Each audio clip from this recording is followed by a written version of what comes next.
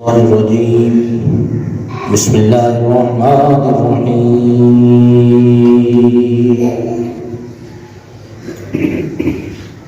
الحمد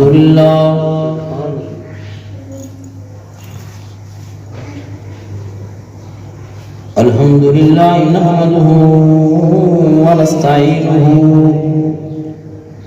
ونستغفره ونؤمن به ونتوكل عليه ونعوذ بالله من شرور أنفسنا ومن سيئات أعمالنا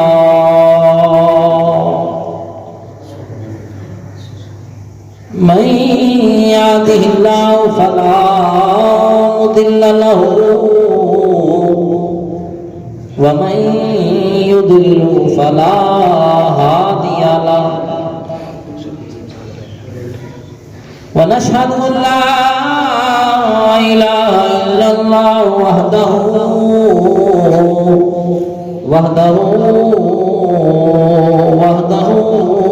لا شريك له لا مثل له لا ضد له ولا ند له ونشهد أن سيدنا وسندنا ونبينا وشفينا وطبيبنا وطبيب قلوبنا وملجانا ومأوانا ومولانا سيدنا محمدا عبده ورسوله أما بعد فأعوذ بالله من الشيطان الرجيم بسم الله الرحمن الرحيم إن الله وملائكته يصلون على النبي يا أيها الذين آمنوا صلوا عليه وسلموا تسلیما. مل کے آواز بلند محبت سے پڑھیے السلام السلام علیکہ یا سیدی یا رسول اللہ وعلا آلکہ وصحابکہ یا حبیب اللہ. بندہ پروردگارم امت احمد نبی دوستدارم چار یارم تابع اولاد علی مذہب حنفیہ دارم ملت حضرت خلیل خاک پائے غوث اعظم زیر سایہ ہر ولی. آؤ ذرا دیکھو میرے رب دی رضا رب ہے منیندہ جے منیوے مصطفیٰ. آؤ ذرا دیکھو میرے رب دی رضا رب ہے منیندہ جے منیوے مصطفیٰ. بے رب ہے منیندہ جے منیوے مصطفیٰ. رب دے قرآن وچ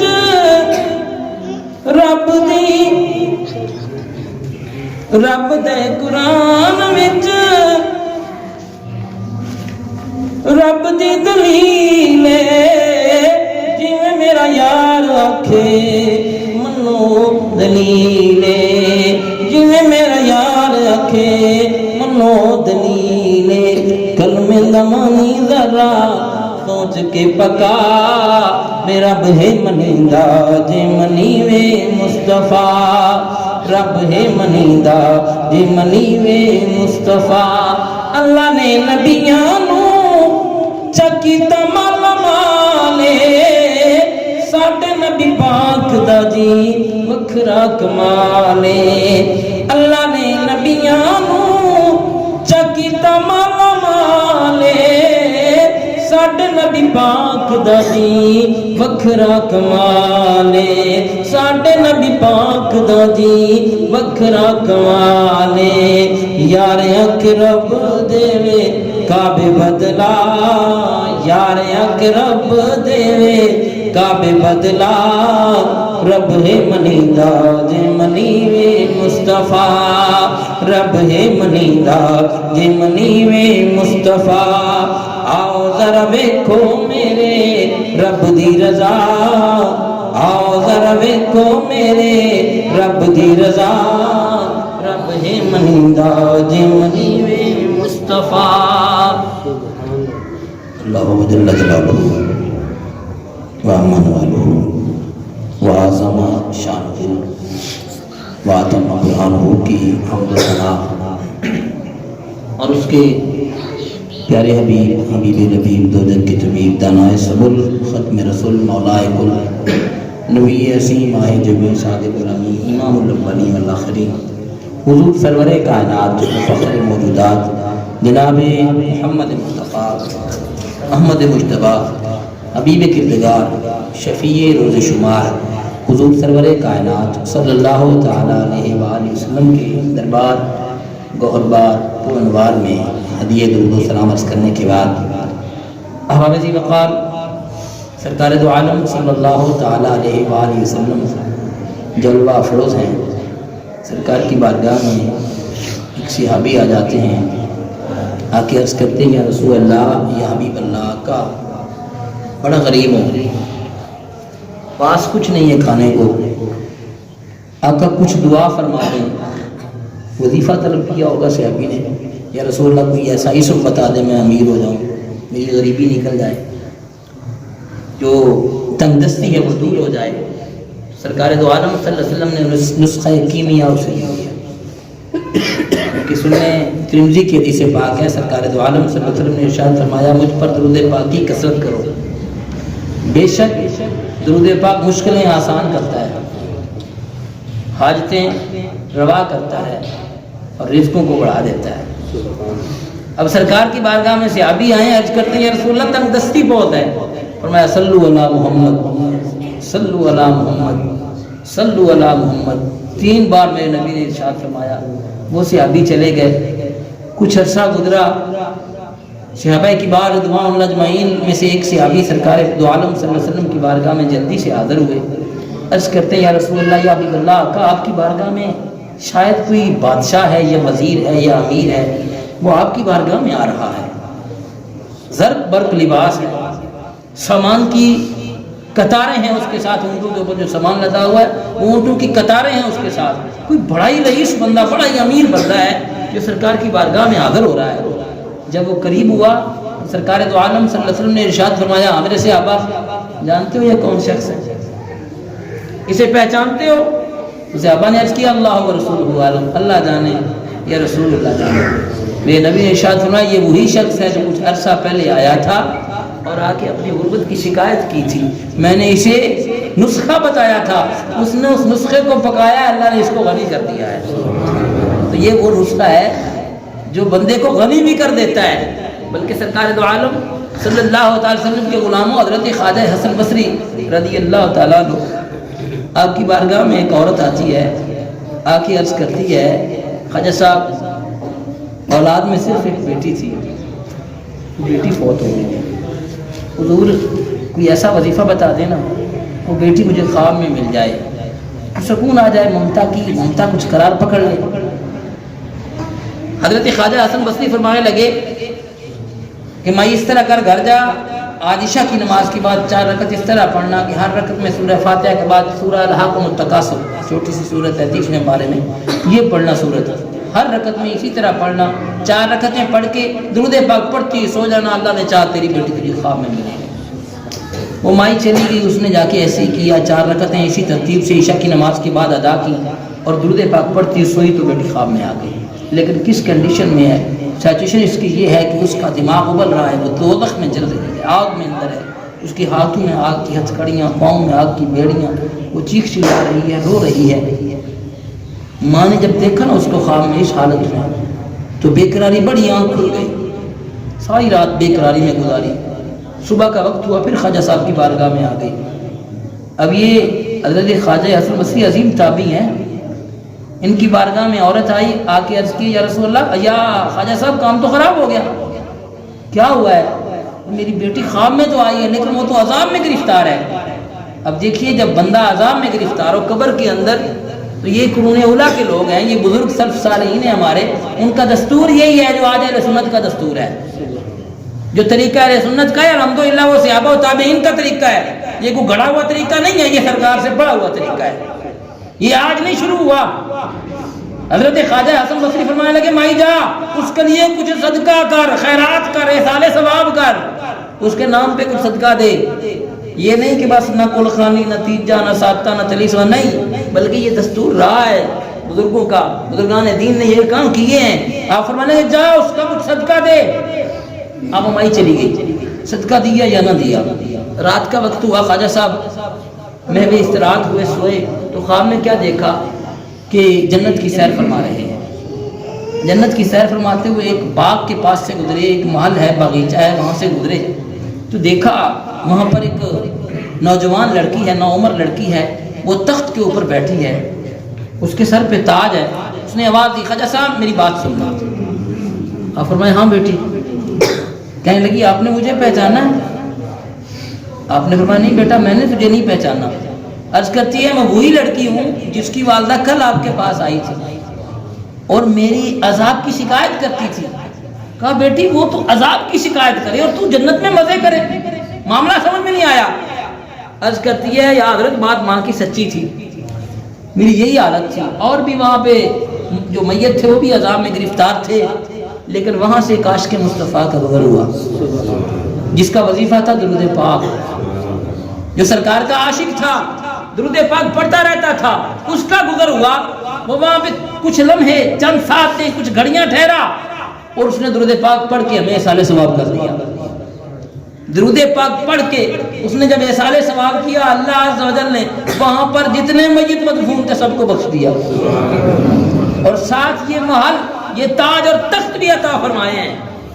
اب ذرا اندازہ لگائیے وہ درود پاک پڑھا کسی عاشق مصطفیٰ نے اور پڑھ کر پورے قبرستان کو احسان ثواب کیا ہے. اللہ نے ہر سارے قبرستان والوں کو بخش دیا ہے اور انہیں محل بھی عطا فرمایا، انہیں تخت بھی عطا فرمایا، تاج بھی عطا فرمایا. ذرا تصور کیجئے پڑھنے والے کو کیا ملا ہوگا. پڑھنے والے نے جو پڑھا ہے اس کو کیا ملا ہوگا. اور قربان جائے میری نبی کی شان کے، جس ذات گرامی پر پڑھا گیا ہے ان کا مقام کتنا عرفہ و اعلیٰ ہوگا. تو آج جو میں نے درود پاک کا موضوع شروع کیا ہے اس کی ایک ٹھوس وجہ ہے، ورنہ پچھلے جمعہ المبارک پر ہم نے سلسلہ شروع کیا تھا مقام والدین اور فرائض والدین کا. انشاءاللہ اگلے جمعہ المبارک پہ عرض کروں گا، لیکن درمیان میں سچویشن ایسی بن گئی کہ وہاں یہاں چوک اعظم میں ایک عجیب قسم کا ایک خطیب صاحب نے فتویٰ دے دیا، فتنہ، بلکہ میں تو اسے سمجھوں گا یہ فتنہ کھڑا کر دیا کہ اذان سے پہلے درود و سلام نہیں پڑھنا چاہیے. روک دیا گیا، بلکہ مسجد کے اندر اس کو روک دیا گیا کہ نہیں پڑھا جائے گا. حالانکہ درود پاک اللہ عز و جل نے ارشاد فرمایا ہے کہ بے شک میں اللہ اور میرے فرشتے یصلون علی النبی، نبی پر درود پڑھتے ہیں. اس لیے اے ایمان والو تم بھی میرے نبی پر خوب درود بھی پڑھو اور خوب سلام بھی پڑھو. اب رب العالمین کا حکم کلام پاک میں آ گیا، رب نے مقید کیا کہ اذان کے بعد پڑھ لینا، پہلے نہ پڑھنا. رب نے منع کیا اذان سے پہلے نہیں پڑھنا بھی آپ نے. یہ مطلقاً حکم جب آ گیا کہ پڑھو میرے نبی پر درود، جب حکم آ گیا اب قرآن کی آیت کے ہوتے ہوئے روکنے کا تک ہی نہیں بنتا. جب حکم موجود ہے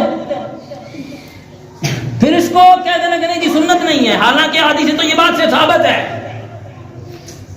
سرکار دو عالم صلی اللہ علیہ وسلم کا حکم ہے، وہ یہ حدیث ہے کہ سرکار نے فرمایا ہے کہ وہ اذان کے بعد جو بندہ جس طرح اذان سننے والا جب اذان سنے، مؤذن اذان کہہ رہا ہو تو جو اذان سنے وہی کلمات کہے جو مؤذن کہہ رہا ہے، اس کے ساتھ کہے جیسے اس نے وہ کلمات کہے، یہ اس کے جواب میں وہی کلمات کہے. پھر سرکار نے فرمایا ثم صلوا علیہ، پھر مجھ پر درود پڑھے.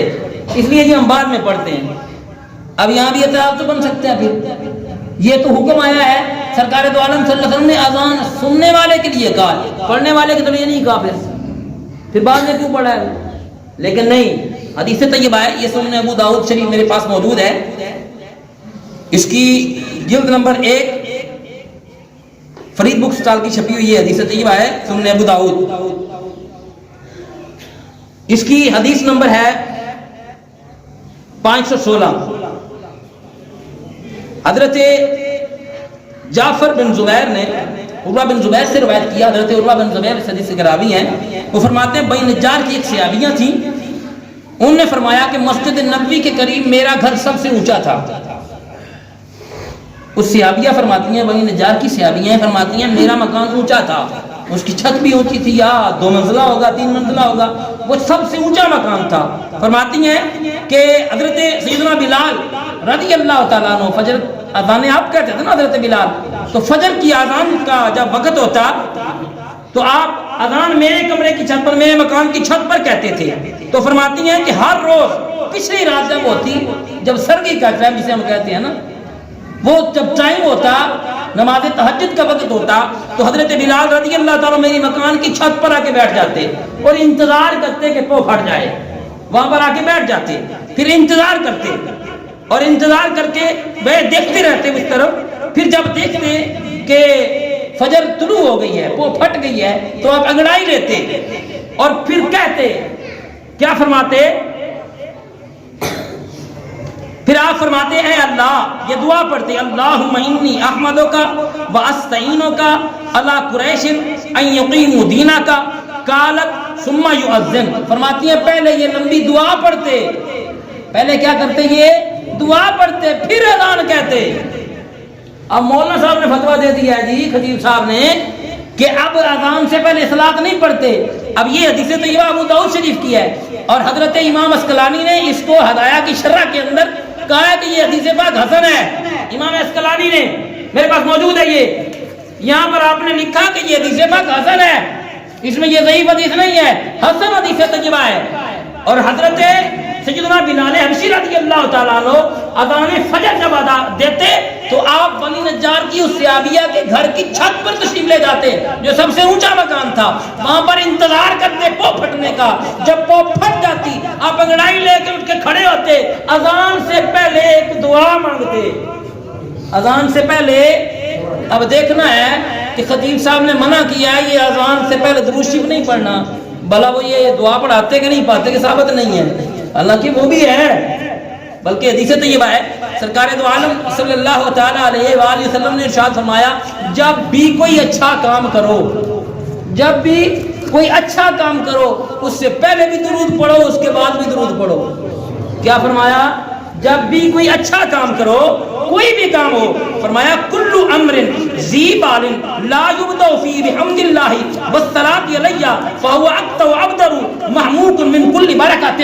سرکار نے فرمایا کوئی بھی کام ہے نا، ہر شاندار کام، اچھا کام جو اللہ کی تعریف اور مجھ پر درود پڑھنے سے شروع نہ کیا جائے وہ نامکمل اور برکت سے خالی ہے۔ اذان اچھا کام ہے کہ برا کام ہے بھائی؟ اچھا کام ہے، عبادت ہے، بڑی عبادت ہے۔ اب اس سے پہلے میرے نبی نے ارشاد فرمایا اللہ کی حمد بھی کرو، اعوذ باللہ بھی پڑھو، بسم اللہ بھی پڑھو، الحمدللہ بھی کہو، الصلاۃ والسلام علیک یا رسول اللہ بھی کہو، پھر اذان پڑھو۔ اچھا کام ہے نا بھائی؟ سرکار نے کوئی بھی کام جو اذان درود شریف کے بغیر شروع ہوگا اس میں برکت نہیں ہوگی۔ پھر سرکار نے ارشاد فرمایا الاعمال موقوفۃ والدعوات محبوسۃ حتی یصلی علی اولا وآخرا۔ فرمایا جو بھی کوئی کام، تمام اعمال تم کرتے ہو، عمل ہے نا اذان بھائی، عمل ہے کہ نہیں ہے؟ نماز عمل ہے، اذان عمل ہے، جتنے کام کریں نیک وہ اعمال ہیں ہمارے۔ سرکار نے فرمایا وہ ٹھہرے رہتے ہیں، آسمان و زمین کے درمیان معلق رہتے ہیں، اور تمام دعائیں بھی رکی رہتی ہیں یہاں تک کہ ان کے اول، ان کے اول، بولیے ذرا، ان کے اول کسے کہتے ہیں؟ بعد والے کو، پہلے ان کے اول اور آخر مجھ پر درود شریف نہ پڑھا جائے وہ قبول ہی نہیں ہوتا۔ ہاں جی، اور وہ کہتے ہیں کہ نہیں جی پڑھنا نہیں ہے، ثابت نہیں ہے۔ یہ عجیب بات ہے، یہ فتنہ ہے بھائی۔ ہم تو دست بستہ ان سے عرض کرتے ہیں فتنہ نہ وبا کریں، اہل سنت کو یوں تتر بتر نہ کریں، یہ اللہ عز و جل کا احسان ہے کہ اللہ نے علماء اہل سنت کو عطا فرمائے ہیں. اگر ان کے اندر یہ فتنہ بپا ہوگا یا فتنہ پیدا کرنے والے ایسے فتن لوگ جو ہیں وہ یہاں فتنہ پیدا کریں گے تو وہ اللہ کے حضور ضرور جواب دیں, لیکن ہم ان کی جس طرح جتنی اللہ نے طاقت دی ہے سر وہ بھی ضرور کریں گے. اس لیے میرے دوستو, رسول اللہ نے جب فرما دیا ہے تو کون ہے جو روکے اس بات سے؟ رسول اللہ نے حکم دے دیا, اللہ نے حکم فرما دیا پڑھو. رسول اللہ نے اس کی فضائل بیان فرما دی, جو پہلے پڑھے گا عمل سے پہلے درود پاک, بعد میں پڑھے گا اللہ اس کے عمل کو قبول کر لے گا. اب یہ کہنا نہیں جی وہ پہلے تو نہیں ہوتا. اب جیسے میں نے سننے ابو داؤد کی وہ حدیث طیبہ عرض کی, سرکار دو عالم صلی اللہ علیہ وسلم کی صحابیہ فرما رہی ہیں کہ حضرت بلال روزانہ, اور اگے وہ فرماتی ہیں, کیا فرماتی ہیں؟ آپ فرماتی ہیں, ان کا بیان ہے کہ خدا کی قسم میرے علم میں ایسی ایک رات بھی نہیں جب کہ انہوں نے یہ الفاظ نہ کہے ہوں. ہر رات اذان دینے سے پہلے بلند آواز سے وہ یہ دعا مانگتے ہیں. اور جب درود بھی تو دعا ہی ہے نا, اذان پڑھ کے درود پاک بھی پڑھتے ہیں, دعا بھی مانگتے ہیں, صبر فرماتے ہیں, کوئی دن ایسا خالی نہیں ہے. یعنی متواتر آپ یہ کام کرتے رہے ہیں. اچھا ایک بات اور بھی ہے, یہ فرمائیں یہ جو درود پاک پڑھنا ہے اذان سے پہلے یا بعد میں, یہ اچھا کام ہے یا برا کام ہے؟ اچھا کام ہے. اگر یہ تو ایک نمبر, یہ تو ساری ثابت ہیں, یہ پڑھنا یہ سارے ثابت ہیں. لیکن اگر اسے کہیں کہ بفرض محال ثابت نہیں بھی ہے, کام تو اچھا ہے. سرکار دو عالم صلی اللہ علیہ وسلم نے ارشاد فرمایا, صحیح مشکات کی حدیث طیبہ مشکات المصابیح کی, آپ فرماتے ہیں کہ رسول اللہ نے ارشاد فرمایا, من سن فی الاسلام سنۃ حسنہ فلہ اجرھا. سرکار دو عالم صلی اللہ علیہ وسلم نے ارشاد فرمایا, جو اسلام میں اچھا طریقہ ایجاد کرے, کیا کرے؟ سن فی الاسلام سنۃ حسنہ, اچھا طریقہ اسلام میں اس نے رائج کر دیا. اذان سے پہلے درود پڑھنے کا طریقہ رائج, چلو سمجھو بھی ہو گیا, حالانکہ یہ پہلے سے پڑھا آ رہا ہے, سلف صالحین کا یہ طریقہ ہے. لیکن ان کی بات مان لی کہ آج شروع ہو گیا, چلو جی 6 ماہ پہلے, سال پہلے, 10 سال پہلے, 20 سال پہلے, 50 سال پہلے, 400 سال پہلے, 500 سال پہلے شروع ہو گیا ہے. جب شروع ہو گیا ہے سرکار نے فرمایا اچھا کام ہے, اور جس نے اچھا کام شروع کیا, جو اسلام میں اچھا طریقہ ایجاد کرے, فرمایا اسے اپنے عمل اور ان کے عملوں کا اجر من عمل بہا, جس نے بھی یہ عمل کیا اس کو اس پر ثواب ملتا رہے گا, اجر ملے گا اسے. یہ نہیں کہ غلط کام ہو گیا ہے. اس لیے رسول اللہ کے غلاموں عجیب بات ہے, ہمیں آج سنیوں کو دلائل دینے پڑ رہے ہیں کہ اذان سے پہلے درود پاک پڑھنا ہے. عجیب بات نہیں ہے.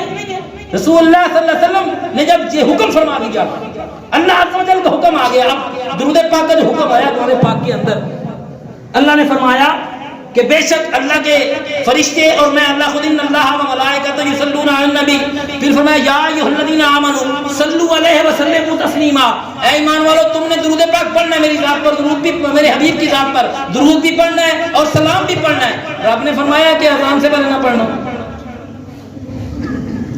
حدیث پاک کوئی ایسی آئی ہے اذان سے پہلے نہ پڑھنا, اذان کے بعد نہ پڑھنا. جب حدیثیں ایسی ہے نا, یہ پھر کیوں روکا جا رہا ہے؟ اور جو ایسا اچھا کام شروع ہو گیا سلف صالحین کا جو طریقہ ہے, اس سے کیوں روکا جا رہا ہے؟ حالانکہ اذان سے پڑھنے کی پہلے میں نے حدیث بھی کی سنن ابو داؤد کی, سرکار دو عالم صلی اللہ تعالی وسلم نے ارشاد فرمایا, سنن ابو داؤد کی حضرت بلال حبشی کا جو میں نے عمل عرض کیا, بنی نجار کے محلے میں آپ جا کے اذان دیتے ہیں اور اس کی چھت پہ چڑھتے ہیں, اذان سے پہلے وہ دعا مانگتے ہیں. اب یہ حدیث تو صحیح حدیث ہے, حسن حدیث پاک ہے, تو پھر یہ دعا کیوں نہیں مانگتے؟ درود پاک پڑھنے سے روکا جا رہا ہے. کیوں روکا جا رہا ہے؟ وجہ کیا ہے؟ جب سرکار دو عالم صلی اللہ علیہ وسلم نے یہ بھی ارشاد فرمایا, جو بھی اچھا عمل کیا جائے, جو بھی خیر کا کام کیا جائے, اعمال تمہارے, دعائیں تمہاری روک دی جاتی ہیں جب تک ان کے پہلے بھی درود نہ ہو, آخر میں درود نہ ہو. اس لیے رسول اللہ کے غلاموں, یہ جو فتنہ شروع ہوا ہے نا, یہ بہت غلط بات ہے. الحمدللہ اہل سنت کا جتنا کام ہے وہ یہ گھڑا ہوا نہیں ہے, یہ سرکار دو عالم صلی اللہ علیہ وسلم کی بارگاہ سے پڑا ہوا ہے. سرکار دو عالم صلی اللہ علیہ وسلم کی محبت میں جو کام ہو رہے ہیں, اذان سے پہلے اگر درود پاک پڑھا جا رہا ہے, اس کا بڑا اجر و ثواب ہے. اذان سے پہلے پڑھنے کا حکم وارد ہوا ہے, سرکار دو عالم صلی اللہ علیہ وسلم کے غلاموں نے اس کو رائج کیا ہے. اور یہ آج بالخصوص ایک بات اور بھی ضروری ہے، یہ اہل سنت کی پہچان بھی ہے اس پرفتن دور میں جب اتنے فرقے بنے ہوئے ہیں، اہل سنت کی یہ پہچان ہے اذان شروع ہونا ڈائریکٹ شروع کر دے، لازمی دل میں خیال آتا ہے یار کہیں وہ گستاخوں کی اذان نہ ہو رہی ہو، لیکن جب پہلے صلاۃ والسلام پڑھے پتہ لگ گیا ہاں ٹھہر بند ہے، پتہ لگ گیا بھی یہ اہل سنت کی مسجد ہے، یہاں جا کے بندہ بے دھڑک نماز پڑھ سکتا ہے، جا کے بندہ نماز پڑھے وہاں پر اذان ایسی ہوگی مجرد اذان پڑھ لی، نفل پہلے درود پڑھنا بعد میں درود پڑھا، جا کے ہم نے نماز پڑھ لی، بعد میں پتہ چلا ہو یہ تو گستاخ تھے صحابہ کے، یہ تو گستاخ سے اہل بیت کے، یہ تو سیدنا امیر معاویہ کے گستاخ تھے، یہ تو صدیق اکبر کے گستاخ تھے، یہ تو اہل بیت کے دشمن تھے، پھر پتہ چلا یہ تو سرکار کے دشمن ہیں، یہ سرکار کے گستاخ ہیں۔ کتنی بڑی نشانی ہم سے چھین لینا چاہتے ہیں، عجیب منطق نہیں ہے؟ آج تک اتنا عرصہ بیت گیا، کسی سنی عالم دین نے علماء حق میں سے کسی نے کہا نہیں بھی نہیں اذان سے پہلے درود نہ پڑھنا، کسی نے روکا؟ یہ بات بڑی زور پکڑ گئی، اس لیے آپ کے سامنے عرض کر رہا ہوں تاکہ آپ کو پتہ ہو، پہلے آپ کے علم میں آپ کے نالج میں یہ بات ہونی چاہیے، کسی عالم دین نے آج تک روکا نہیں ہے۔ پھر ہمارے یہاں چوکاسم میں ایسی کوئی مصیبت کیوں کھڑی کی جا رہی ہے؟ یا ان کا منشا کچھ اور ہے، یا کچھ اور اظہار کرنا چاہتے ہیں؟ یہ کیا ثابت کرنا چاہتے ہیں آخر یہ؟ اگر درود پاک پڑھا جائے تو آخر اس میں کیا حرج کیا ہوتا ہے؟ جبکہ علماء کرام نے اس پہ فتویٰ دیا ہے کہ اذان کا درود پاک پہلے پڑھنے میں حرج کوئی نہیں۔ سرکار دو عالم صلی اللہ علیہ وسلم نے فرمایا اچھا عمل کرنے سے پہلے جس نے درود پڑھا اس کا وہ عمل قبول ہے۔ اب ایک اور بھی حدیث طیبہ ہے، سرکار دو عالم صلی اللہ علیہ وسلم نے فرمایا کہ جو مجھ پر ایک بار درود پاک پڑھتا ہے اللہ عز و جل اس کو 10 نیکیاں عطا فرماتا ہے۔ کتنی نیکیاں؟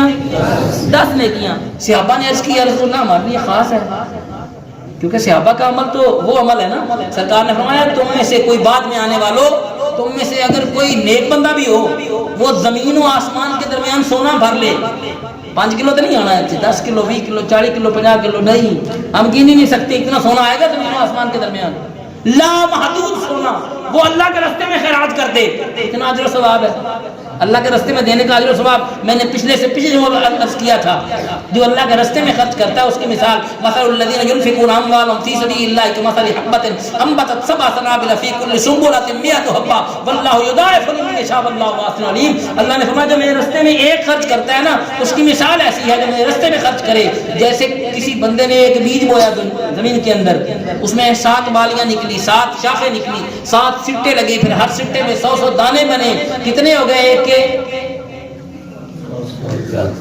ایک میں 7 بالیاں، ہر بالی میں 100 دانہ، کتنے ہو گئے؟ 700۔ ایک کا اجر رب نے کتنا فرمایا؟ اللہ فرما رہا ہے اللہ یضاعف لمن یشاء، اللہ اس سے بھی زیادہ دیتا ہے۔ ایک کا 700 گنا تو عام کو مل رہا ہے جو عام بندہ ہے، لیکن نبی نے فرمایا تم میں سے کوئی آنے والوں زمین و آسمان کے درمیان سونا بھر کے خیرات کر دے اور میرا ایک صحابی مٹھی بھر جو خیرات کرے، کتنے دو؟ ایک مٹھی بھر جو خیرات کرے، وہ اس کے سونا چاندی جو اس نے زمین و آسمان کے درمیان بھر کے خیرات کیا میرے صحابی کا اس سے بڑھ کر عمل ہے۔ صحابہ نے عرض کی یا رسول اللہ ہمارے لیے خاص ہے کہ ہمیں بڑا انعام ملا ہے آپ کی وجہ سے، آپ کی زیارت کی وجہ سے، آپ کے پاس بیٹھنے کی وجہ سے صحابیت کا شرف ملا ہے، اس لیے ہمارے لیے انعام ہے۔ میرے نبی نے فرمایا نہیں، ہر غافل مصلی کے لیے ہے، جس نے بھی پڑھا، جہاں بھی پڑھا، جہاں بیٹھ کے پڑھا وہ قبول ہی قبول ہے، وہ درود پاک قبول ہے۔ اب پہلے اذان سے درود پڑھا، اذان کے بعد پھر درود پڑھا، پہلے والا قبول ہے نبی، بعد والا بھی قبول ہے۔ اب اللہ تعالیٰ کی رحمت سے یہ بعید ہے وہ پہلا بھی قبول کر لے، آخر والا بھی قبول کر لے، درمیان والا چھوڑ دے، پھر اتنا برکت کے کام سے روکا جا رہا ہے یار، کہیں اذان کی قبول نہ ہو جائے، اس لیے روکا جا رہا ہے۔ اذان سے پہلے درود پڑھ لیا، درمیان میں اذان کہی، اذان کے بعد پھر درود پڑھ لیا، حالانکہ رب کا فرمان اس پہ عمل کرتے ہوئے پڑھا کہ رب نے فرمایا یا ایھا الذین آمنوا صلوا علیہ وسلموا تسلیما، درود سلام پڑھو میں نہیں ور جب چاہو، صبح ہو تب پڑھو، شام ہو تب پڑھو، سونے لگو تب پڑھو، سو کے اٹھو تب پڑھو، نماز پڑھنے لگو تب پڑھو، نماز پڑھ کے ہٹو تب پڑھو، نماز جب پڑھ چکو تو پھر پڑھو، آتے جاتے سوتے جاگتے اٹھتے بیٹھتے جہاں چاہو میں نہیں ور درود پڑھو۔ اے یا ایھا الذین آمنوا صلوا علیہ وسلموا تسلیما، خوب درود پڑھو، خوب سلام پڑھو، میرے نبی پر درود و سلام پڑھو۔ مقید رب نے نہیں کیا، رب نے یہ نہیں فرمایا اذان سے پہلے نہ پڑھنا، فجر سے پہلے نہ پڑھنا، فجر کے بعد نہ پڑھنا، اذان ہو چکے تو نہ پڑھنا، اذان ہو جائے تو پڑھ لینا، پہلے نہ پڑھنا، کیا, اللہ کے رسول نے منع نہیں کیا, آج تک سلف صالحین نے منع نہیں کیا, ہمارے اکابرین نے منع نہیں کیا, بزرگان دین نے منع نہیں کیا, صوفیاء اعظام نے منع نہیں کیا, مشائخ اعظام نے منع نہیں کیا, آج ایک بندہ اٹھ کے کھڑا کر لے کہ نہیں پڑھنا. پھر دلیل بھی تو بولا ہے نا, ایک دلیل دے دیں, زیادہ نہیں, ہم زیادہ مانتے نہیں ہیں, ایک دلیل دے دیں کہ اذان سے پہلے درود شریف نہیں پڑھنا بھی یہ منع ہے, اس لیے روک رہے ہیں. انشاءاللہ فقیر حاضر ہے, مانیں گے ہم بات, ماننے والے ہیں, ہم ماننے والے ہیں, سر تسلیم خم کریں گے. لیکن ایک روایت کو ہو نا, کسی کام سے روکنا ہو, اس کے لیے دلیل چاہیے. اللہ نے جسے حلال کیا ہے وہ ہمارے لیے حلال ہے, جس کو حرام کیا ہے وہ ہمارے لیے حرام ہے. اور جب کوئی ثبوت بھی نہیں ہے, کوئی حکم بھی نہیں ہے, روکا بھی نہیں کیا, بلکہ حکم آئے ہیں, اور سب صالحین کا اس میں عمل رہا ہے, پھر آج روکا جا رہا ہے. کوئی ایک دلیل بھی ہونی چاہیے نا, کہ نہیں ہونی چاہیے؟ ہمارے ساتھ دلیل کے بغیر یہ کام ہو, پھر اگر کوئی ہے تو پھر دلیل دیں. اور اگر ہو رہا ہے, عرصے سے ہو رہا ہے, 40 سال میری عمر ہو گئی ہے, میں نے آج تک نہیں سنا کہ اہل سنت کی مسجد میں اذان ہو اور اس سے پہلے درود سلام نہ پڑھا جائے, بلکہ جو نہ پڑھے اسے کہتے ہیں یار چنگا بننا ہے, درود شریف تے پڑھ لو گے, اذان چنگا ثواب ملے گا, قبول ہو جائے گا. اور آج کہنی تھی اذان سے پہلے نہیں پڑھنا, عجیب منطق ہے بھائی. اس لیے رسول اللہ کے غلاموں, ہم نے یہ نیک عمل جو ہے اس کو چھوڑنا نہیں ہے, یہ کرنا ہے ہم نے, اور ڈٹ کے کرنا ہے. اللہ کے رسول, اللہ کا حکم بھی ہے, اللہ کے رسول کا حکم بھی ہے, سلف صالحین کا طریقہ ہے, اکابرین کا طریقہ ہے. بلکہ اب دیکھیے نا, سیدنا بلال حبشی رضی اللہ, پتہ ہے نا کہ درود پاک پڑھنے سے ہر دعا, ہر عمل قبول ہوتی ہے. وہ بلا دعا پڑھتے ہیں ساتھ درود نہیں پڑھتے ہوں گے؟ درود بھی تو دعا ہے نا, دعا پڑھتے ہیں ساتھ درود بھی پڑھتے ہوں گے نا. یہ تو میرا حسن ظن ہے میرا, اور میں کہتا ہوں یہ پکی بات ہے, آپ پڑھتے بھی ہوں گے اور بعد میں بھی پڑھتے ہیں, یہ بھی ثبوت ہے. حضرت بلال حبشی رضی اذان دے کے پھر سرکار کی بارگاہ میں حاضر ہوتے, سرکار کے آستانہ پر آپ کے حجرہ مبارک پہ کھڑے ہو جاتے, ہاتھ باندھ کے پڑھتے الصلاۃ والسلام علیک یا رسول اللہ, الصلاۃ والسلام علیک یا حبیب اللہ. آپ کا اذان ہو چکی ہے, نماز کا وقت ہو گیا, تشریف لے آئے. اس لیے رسول اللہ کے غلاموں, بس اللہ کے حضور ہم یہ دعا کرتے ہیں, اللہ عز و جل اس پرفتن دور میں ہمیں ایسے فتنوں سے محفوظ فرمائے. اللہ عز و جل اہل سنت کو یکجا رہنے, ایک پلیٹ فارم پر اکٹھا ہونے کی توفیق عطا فرمائے. اللہ عز و جل ہم سب کا خاتمہ ایمان پہ فرمائے. وآخر دعوانا الحمدللہ رب العالمین. سنتے پڑھیں.